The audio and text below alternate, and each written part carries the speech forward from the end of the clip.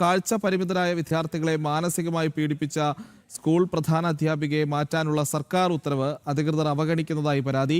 തിരുവനന്തപുരം സർക്കാർ ബ്ലൈൻഡ് സ്കൂളിലെ പ്രധാന അധ്യാപിക ലീന സി ലംബോദരനെ മാറ്റാൻ ഉത്തരവിറങ്ങി 1 വർഷം കഴിഞ്ഞിട്ടും നടപടി ഉണ്ടായിട്ടില്ല. പ്രധാന അധ്യാപികയിൽ നിന്ന് കുട്ടികൾ കടുത്ത മാനസിക പീഡനമാണ് നേരിടുന്നതെന്ന് രക്ഷകർത്താക്കൾ ജനം ടിവിയോട് പറഞ്ഞു. ഇപ്പോൾ വിവരങ്ങളുമായി ദിലീപ് ചേരുന്നുണ്ട് തിരുവനന്തപുരത്ത് നിന്ന്. ദിലീപ്, എന്തുകൊണ്ടാണ് ഇത്തരത്തിലുള്ളൊരു സംരക്ഷണം ഈ അധ്യാപികയ്ക്ക് ലഭിക്കുന്നത്? സർക്കാർ ഉത്തരവിറങ്ങിയാൽ പോലും അതുപോലും നടപ്പിലാക്കേണ്ട ആവശ്യമില്ലെന്ന് ചിന്തിക്കാൻ മാത്രം എന്ത് ബലമാണ് അല്ലെങ്കിൽ എന്ത് പിന്തുണയാണ് ഇവർക്ക് ലഭിക്കുന്നത്?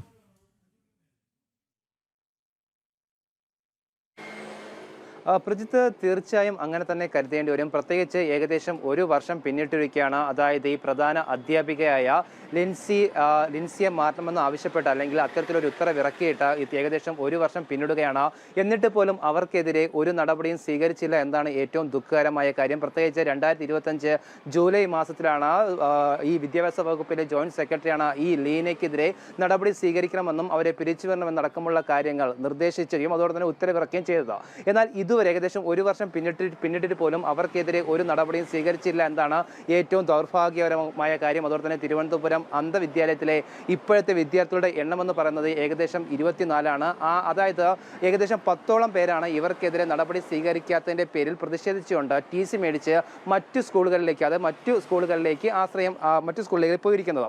അതേസമയം ഇതുമായി ബന്ധപ്പെട്ട് അതായത് പീഡനമേറ്റ വിദ്യാർത്ഥികൾ ഹൈക്കോടതിയെ സമീപിച്ചുവെങ്കിൽ പോലും അതിലെ മറ്റൊരു വിഷയം എന്ന് പറയുന്നത് ഹൈക്കോടതിയെ സമീപിച്ച സമയത്ത് പോലും ഈ കോടതിയിൽ, അതായത് ഈ കേസുമായി ബന്ധപ്പെട്ട് സർക്കാരിന്റെ അഭിഭാഷകൻ കോടതിയിൽ ഓരോ കാരണങ്ങൾ മാറ്റി പറഞ്ഞുകൊണ്ട് ഈ കോടതിയിൽ ഹാജരായില്ല. ആ ഒരു സാഹചര്യത്തിലാണ് ഈ ഹൈക്കോടതിയിൽ നിന്നും അനുകൂല വിധി ഉണ്ടാകാൻ സാധിച്ചില്ല. എന്തായാലും ഏകദേശം 1 വർഷം പിന്നിട്ടിട്ട് പോലും ഈ പ്രധാന അധ്യാപകർക്കെതിരെ നടപടി സ്വീകരിക്കാത്തത് എന്തിന്റെ വശമാണ്? അല്ലെങ്കിൽ അവർക്ക് രാഷ്ട്രീയത്തിലും അതോടൊപ്പം തന്നെ ഭരണതലത്തിലും വലിയ രീതിയിലുള്ള പങ്കുണ്ടോ എന്നടക്കമുള്ള കാര്യങ്ങൾ പരിശോധിക്കേണ്ടതുണ്ട്. പ്രജിത്ത്.